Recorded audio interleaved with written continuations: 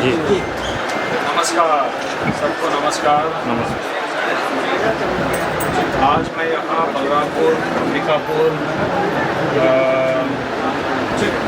संस्कार भारती रामानुजम गंज तो है ही, संस्कार भारती के राष्ट्रीय उपाध्यक्ष के रूप में उपस्थित हूँ। हमने एक संस्कार भारती की ओर से एक बीड़ा उठाया है।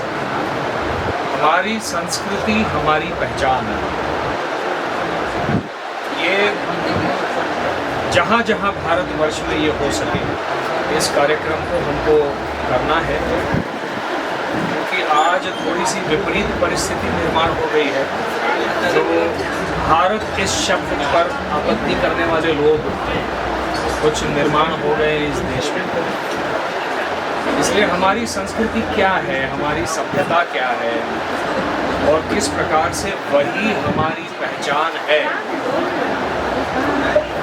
ये पुनः पुनः समाज के सामने इस बात को रखना आवश्यक हो गया है। ये विवशता हमारी है और बड़े गौरव के साथ आज हम ये बात करने जा रहे हैं और उसकी शुरुआत रामानुजगंज से शुरू होने जा रही है। इसलिए आज मैं यहाँ पर उपस्थित हूँ। बाकी आपके जो प्रश्न होंगे तत्पर हूँ उत्तर देने के लिए। आज रामानुजन किस प्रकार की क्या विशेष है? यही जो बोला मैंने अभी, जो बोला वही कार्यक्रम है, यही उद्देश्य है। दूसरा प्रवास है 1991 में बना पाए बलरामपुर में, 99 में आए थे। वो राजनीतिक प्रचार के लिए आए थे। आज का काम जो है मेरा भारतीय नागरिक और भारतीय मनुष्य होने के नाते मेरा कर्तव्य है अपनी संस्कृति का बोध अपने समाज को करा देना, जिसका जो भगवान ने मुझसे कृष्ण का रोल निभाया या निभा लिया, एक तरह से ये मेरा दायित्व बन गया और जिसे मैं स्वीकार करता हूँ और बहुत प्रसन्न हूँ एक भारतीय होने के नाते। तो आज का केवल सामाजिक, सांस्कृतिक और समाज उद्बोधन और राष्ट्रीयता का कार्यक्रम, ये राजनीतिक कार्यक्रम नहीं है। ये राजनीतिक कार्यक्रम वो आपको गूगल पे मिल जाएगा। नए प्रश्न की रामानुजगंज आकर कैसा लगा था? अभी रामानुजगंज देखा ही नहीं है। हम तो वाराणसी से आए हैं, पहले आए थे, अंबिकापुर आए थे, बलरामपुर आए थे। अंबिकापुर में भी मैनपाट वगैरह वो सारी जगह देखी है। बहुत सुंदर प्रदेश है ये। माता कौशल्या का देश है, कौशल राज्य हम इसको कहते थे। और इतना सुंदर है जिसको मैं भारत का, जो लोग कहते हैं कश्मीर स्विट्ज़रलैंड है, तो मैं छत्तीसगढ़ को भारत का यूरोप मानता हूँ, बल्कि यूरोप से भी बहुत अधिक सुंदर है। और यहाँ पर जो वन संपदा है वो अभूतपूर्व, जो एक प्रकार से शांति प्रदान करने के लिए जो आवश्यक है। वर्तमान पूरे विश्व में जो असामाजिक तत्व हैं, जो जिनके मन मस्तिष्क में शांति नहीं है, उनको यहाँ लाना चाहिए। यहाँ के वनों में उनसे ध्यान धारणा करवानी चाहिए ताकि उन्हें शांति प्रदान हो। इतना सुंदर प्रदेश है। अभी हम जब आ रहे थे तो हमने हमारी बेटी को रोड पर जो चल रहे थे तो हमने केवल एक रोड की फोटोग्राफ डाल दी।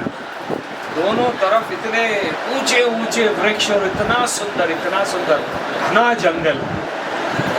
उन्होंने वही कहा कि पापा ये तो बहुत ही सुंदर है, हमको भी आना है। ये आकर्षित करता है प्रदेश।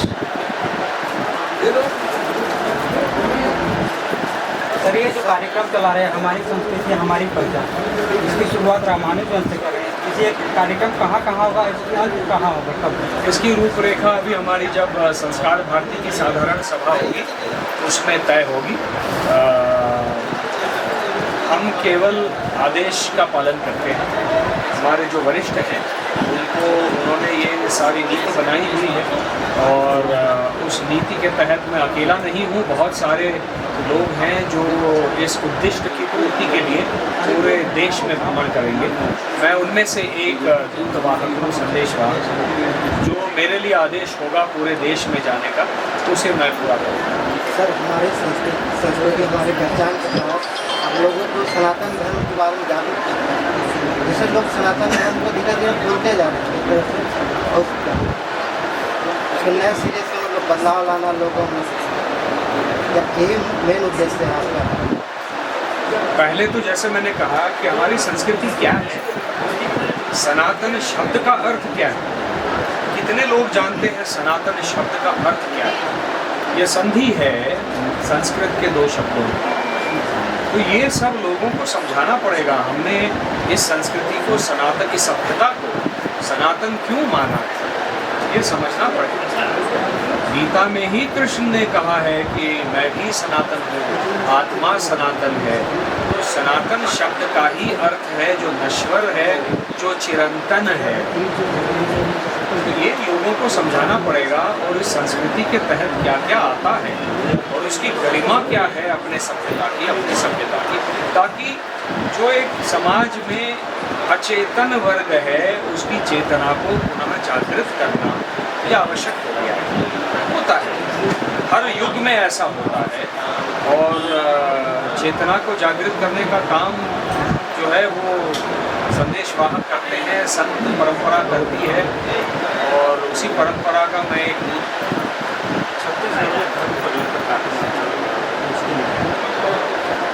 मैं व्यक्तिगत रूप से धर्म परिवर्तन के खिलाफ हूँ।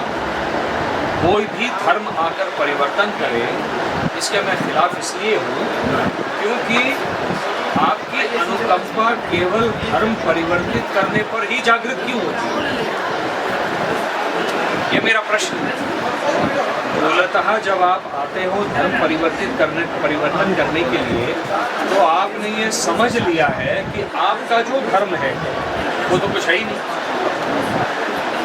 या वो मेरे धर्म से निम्न स्तर का है, मेरा धर्म जो है वो उच्चतम है और आपका जो धर्म है वो अधम है। ये मानकर लोग आते हैं ताकि धर्म परिवर्तन करें, कि आपका धर्म तो कुछ है ही नहीं। 5 मिनट आपके पास। तो मेरा उनसे केवल ये कहना है कि पहले इस जंगल में जाएं और कुछ पशु पक्षियों का धर्म परिवर्तन करके दिखाएं, फिर आए धर्म परिवर्तन मनुष्य का करने के लिए। उनकी भी संस्कृति है, पशुओं की, पक्षियों की, प्राणियों की, वन संपदा की, प्रकृति की, उस सबका एक धर्म है। उनमें से किसी का धर्म परिवर्तन करके दिखाएं।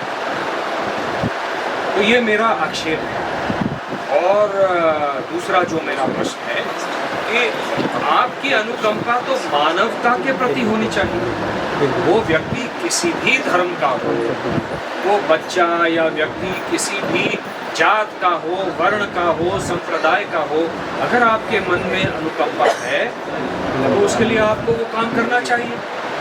वो केवल धर्म परिवर्तित करने के बाद क्यों जागृत होती है, या धर्म परिवर्तन करने के लिए क्यों दिखावा किया जाता है, इस पर मेरा आक्षेप है और मैं खिलाफ हूँ धर्म परिवर्तन।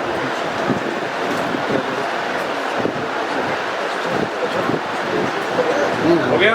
मैं अंतिम एक आपको विधान अपनी ओर से दे दूं।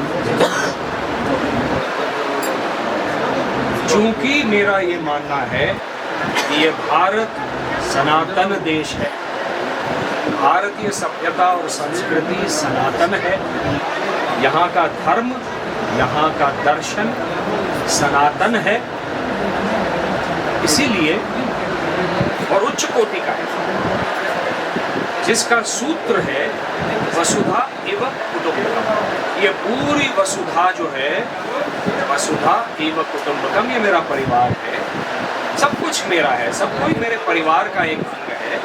ये इतना व्यापक, इतनी व्यापक दृष्टि रखने वाली सभ्यता और संस्कृति है। इसलिए इस देश का नाम जो संविधान में इंडिया दैट इज भारत लिखा हुआ है, मैं अपील करने जा रहा हूं आज के कार्यक्रम के माध्यम से, इंडिया इस शब्द को हटाया जाए क्योंकि संविधान के बाहर भी लिखा हुआ है भारत का संविधान, हिंदी में लिखा हुआ है भारत का संविधान, वही हो कॉन्स्टिट्यूशन ऑफ भारत, और इस देश का नाम भारत बने, इंडिया हटा दिया जाए जो कि अंग्रेजों का दिया हुआ नाम है, ये हमारा नाम नहीं।